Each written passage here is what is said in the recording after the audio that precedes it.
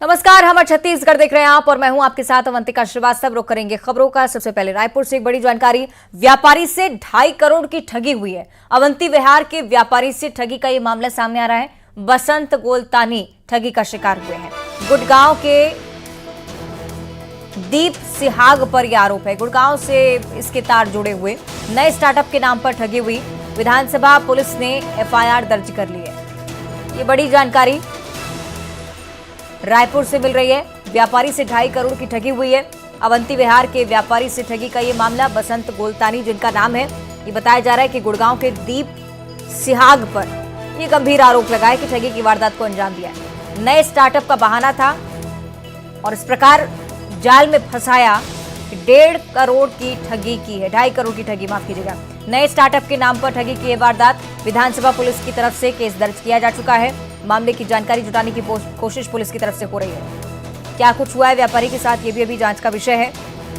किस प्रकार से 2.5 करोड़ रुपए इतनी आसानी से ऐंठ लिए, ये सावधानी कर देने वाली खबर है। बसंत गोलतानी ठगी का शिकार हुए। व्यापारी का नाम अवंती विहार में निवास करते हैं और गुड़गांव से इस पूरे मामले के तार जुड़ते हुए।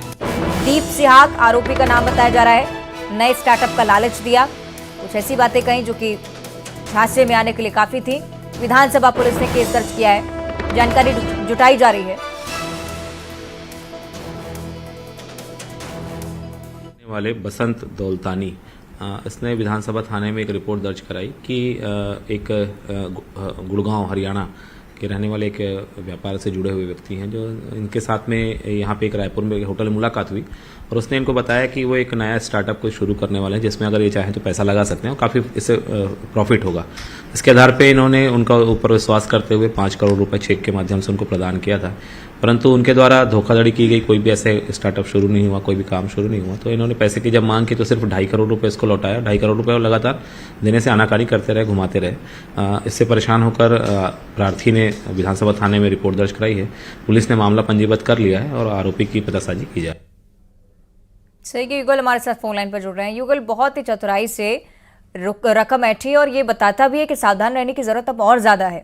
युगल ये बिल्कुल आप सही कह रहे हैं। जिस तरह से 2.5 करोड़ रुपए की ठगी की घटना को अंजाम दिया गया है, कोविड काल जब चल रहा था उसी दौरान नए स्टार्टअप चालू करने के नाम पर झांसा दिया गया और व्यापारी जो बसंत गोलतानी है उनसे 5 करोड़ रुपया लिया गया और पैसा देने में वो लगातार आनाकानी करते रहा है।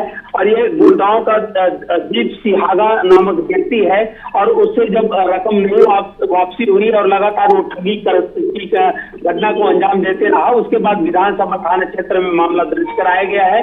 विधानसभा पुलिस पूरे मामले की जांच कर रही है। जो फरार आरोपी है दीप सिहागा और उसकी तलाश में जुट गई है। बेहद ही शातिर तरीके से उसने व्यापारी को झांसे में लिया और जब ये एक होटल में उनसे मुलाकात होती, बातों बातों में उसे फंसाया, उलझाया और उसके बाद 5 करोड़ रुपया लिया गया और 2.5 करोड़ रुपया अब तक उसने नहीं दी है। पुलिस ने मामला दर्ज करके फरार आरोपी की तलाश जो है पुलिस कर रही है। जी ठीक है, बहुत शुक्रिया आपका युगल जानकारी के लिए। और अब खबरें चुनावी महासंग्राम से जुड़ी हुई।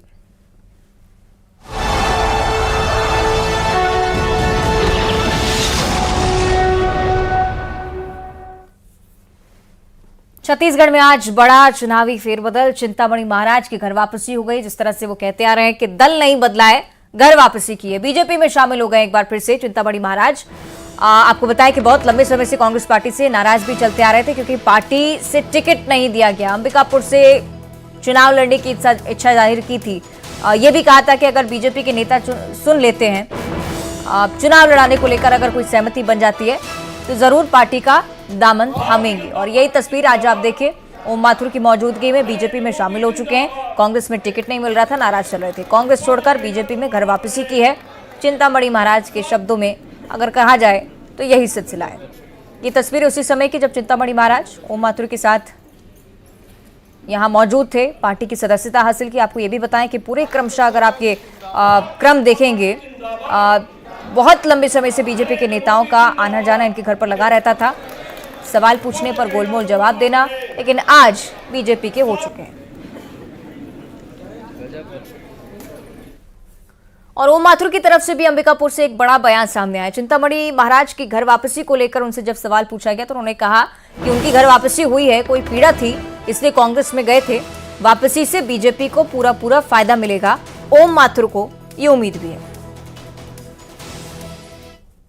चिंतामणि जी महाराज घर वापसी आए, कोई संयोग रहा होगा, कोई न कोई पीड़ा रही होगी मन में, इसलिए बाहर गए होंगे। लेकिन आज हम सबको पसंद है कि हमारे कार्यकर्ता, पूर्व कार्यकर्ता जिन्होंने इस क्षेत्र में पार्टी को खड़ा किया, वो आज हम सब के सहयोग से वापस हमारे साथ आए। मैं बहुत तहे दिल से, मैं ही नहीं, पूरी पार्टी तहे दिल से इनका स्वागत करती। तो क्या चिंतामणि महाराज लोकसभा चुनाव लड़ेंगे? ये इंतजार करिए क्या होगा क्या नहीं होगा, भविष्यवाणियाँ थोड़ी भी आप लोग करो। बहुत ज़्यादा लाभ होता कोई भी कार्यकर्ता, लेकिन चिंतामणि जी तो एक बड़ी पर्सनैलिटी है हमारी पार्टी। और अगली खबर रायपुर से है। डिप्टी सीएम टीएस सिंहदेव की तरफ से जानकारी दी गई कि फोन पर एक ईमेल आया है। डिजिटल खतरे के अंदेशे से जुड़ा हुआ ये ईमेल माना जा रहा है उनकी तरफ से। निजता को खतरा बताया है टीएस सिंहदेव ने। हैकर्स पर फोन हैक करने का अंदेशा इस पर है। सिंहदेव ने खतरे का ईमेल भी शेयर किया है। आपको बता दें कि ये क्रम देश में ही लगातार बढ़ता हुआ। महुआ मोइत्रा, शशि थरूर, तमाम ऐसे कांग्रेसी नेता, एनसीपी के नेता, कई लोगों की तरफ से ये बात कही गई है। टीएमसी के नेता इस बात का जिक्र कर रही थी कि फोन टैप किए जा रहे हैं। राहुल गांधी ने भी इस बात का जिक्र किया और अब टीएस सिंहदेव की तरफ से इस मेल को शेयर किया गया है, जिसकी तस्वीर हम आपको लगातार दिखा रहे हैं। निजता को खतरा बताते हुए इस मेल को शेयर किया उन्होंने। इस बात का अंदेशा सबसे ज्यादा कि हैक किया जाना था उनका फोन, और यही प्रयास हैकर्स लगातार करते आ रहे हैं। ये स्क्रीनशॉट जो कि टीएस सिंहदेव की तरफ से खुद ही शेयर किया गया है।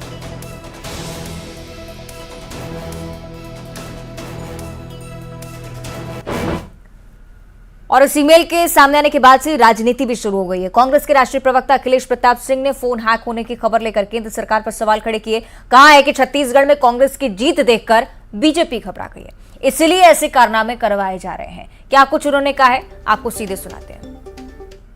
कांग्रेस के राष्ट्रीय प्रवक्ता अखिलेश प्रताप हमारे साथ हैं, उनसे बात करते हैं। पेगासस पे एक नई सियासत शुरू हो गई है और खासतौर पे ये सियासत उप मुख्यमंत्री टीएस सिंहदेव ने भी जब ट्वीट किया उसके बाद और इस पर चर्चा शुरू हो गई है। सर, जो ट्वीट किया टीएस सिंहदेव ने और उसके बाद ये हो रहा है कि चूंकि यहाँ पर विधानसभा चुनाव है और केंद्र जो है वो यहाँ के जो बड़े लीडर्स हैं उनकी जासूसी कराने के लिए उनके फ़ोन रिकॉर्ड करवा सकती है और अब आईफोन भी रिकॉर्ड किए जा सकते हैं, उनको अलर्ट आया है। इसको लेकर बताएंगे क्या? देखिए, ये साफ दिखाता है कि बीजेपी ने छत्तीसगढ़ में अपनी हार मान ली है। बुरी तरह घबराए डरे हुए हैं और पराजय उनको दिख रही है, इसलिए छत्तीसगढ़ के कांग्रेस नेताओं के फोन टैपिंग कर रहे हैं। परिणाम आ गया, बीजेपी गई छत्तीसगढ़ में, वो अपनी जमानत बचाने के लिए भी नहीं सीटें जीत पाएंगी। 3/4 से ज्यादा सीटें जीत रही हैं। आप मैदान में तो मुकाबला कर नहीं पा रहे हो। अब आप हमारे छत्तीसगढ़ के वरिष्ठ नेताओं की जासूसी कर रहे हो। क्यों कर रहे हो? क्योंकि अब आप मैदान की लड़ाई हार चुके हो और हार जीत मैदान में ही है। भूपेश बघेल जी जनता में जिस तरह से लोकप्रिय हैं, तुम उनकी जासूसी या हमारे उप मुख्यमंत्री जी की जासूसी करके कुछ नहीं कर पाओगे। यहां से बीजेपी का सुपड़ा साफ होना तय है। अब की बार फिर भूपेश सरकार 75 पार। ये घबराए हुए हैं, परेशान हैं और इसी तरह घबराए परेशान होते हुए विपक्ष को जासूसी करते हुए। और रायपुर में सीएम भूपेश बघेल ने बीजेपी की घोषणाओं पर सवाल उठाए। कहा है कि बीजेपी की गारंटी पर किसी को भरोसा नहीं है, जनता को कांग्रेस के वादों पर भरोसा है। सीएम ने यह भी कहा कि बीजेपी ने 15 लाख देने और कालाधन वापस लाने का वादा किया था, आज तक पूरा नहीं हो सका है वादा। 300 रुपये बोनस देने की बात बोले थे 5 साल, वो दिए नहीं।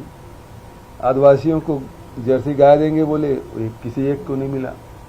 तो बहुत सारे उनके जो गारंटी उन्होंने दी थी उसकी तो कोई गारंटी नहीं, लेकिन हमारी गारंटी पर छत्तीसगढ़ के लोगों को भरोसा है। भाई वो 15 लाख आया क्या, कालाधन आया क्या, 15 लाख मिला क्या, और जो काले धन वाली सूची है कहाँ। और यहाँ रमन सिंह जी ने 2100 रुपये खरीदने की बात कही थी, दिया क्या? बस्तर आ रहे हैं तो नगरनार स्टील प्लांट निजी हाथों में नहीं जाएगा, वो आदेश लेकर आ रहे हैं क्या? और वार पलटवार के सिलसिले में ओम माथुर का बयान भी आपको सुनाए। कर्ज माफी को लेकर बात कर रहे थे, कह रहे थे कि पिछली बार कैसे कर्ज माफी की, फिर से कर्जदार हो गए किसान। कांग्रेस ने 36 वादे अपने पूरे नहीं किए हैं और दूसरी तरफ सीएम भूपेश बघेल डरे हुए।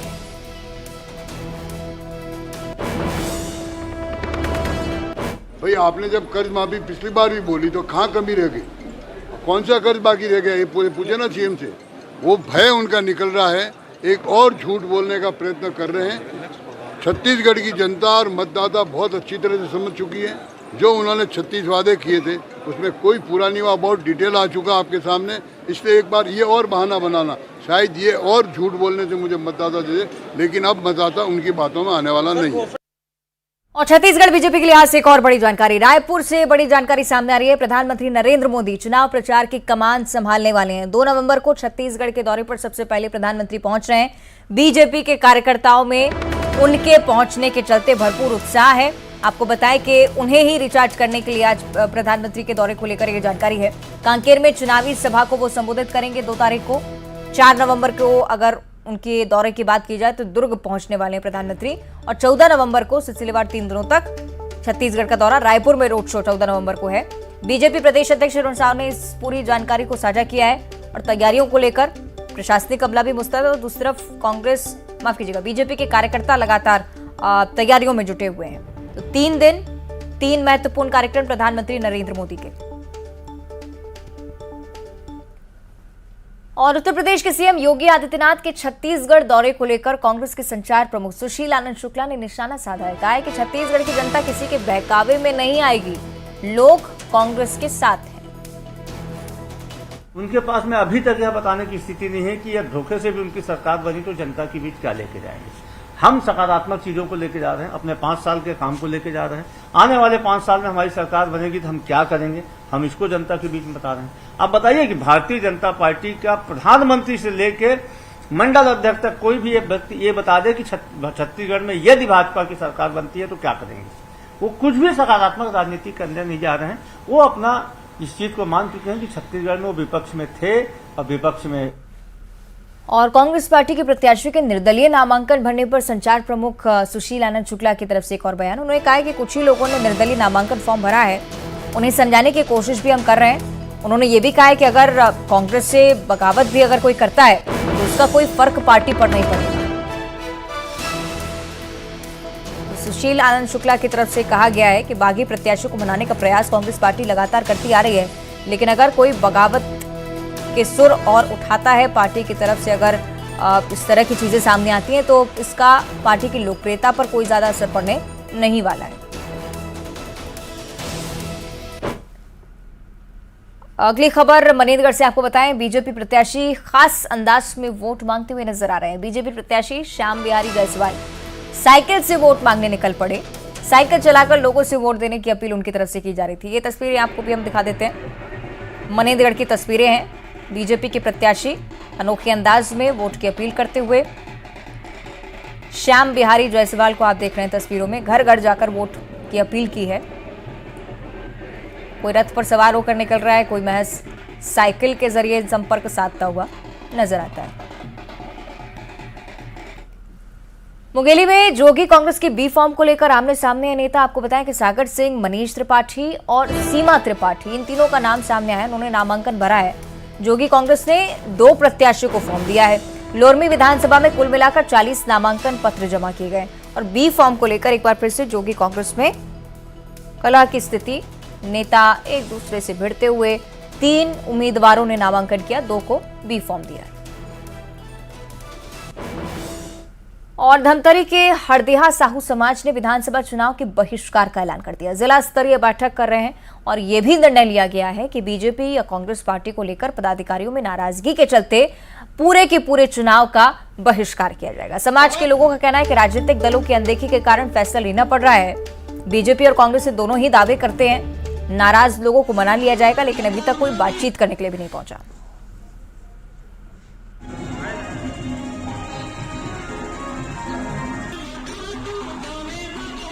में से कोई मतदान नहीं करेगा और अभी हम लोग इसमें और बहुत ठोस निर्णय लेने वाले हैं।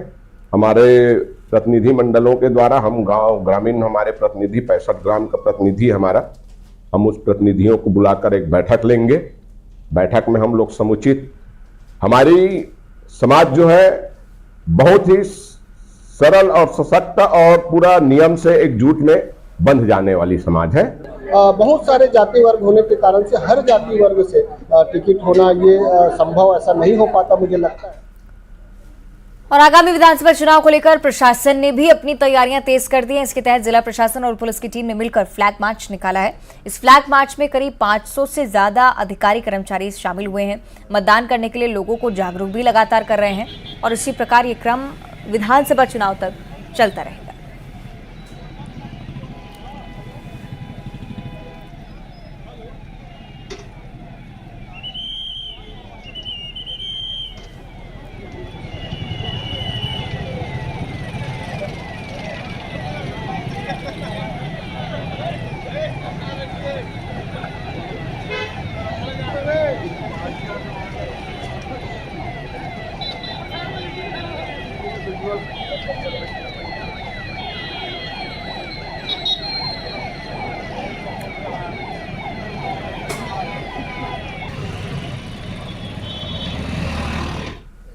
और आइए अब देखते हैं इलेक्शन टॉप 10। बीजेपी में शामिल हुए चिंतामणि महाराज। अंबिकापुर में बड़े आयोजन में ओम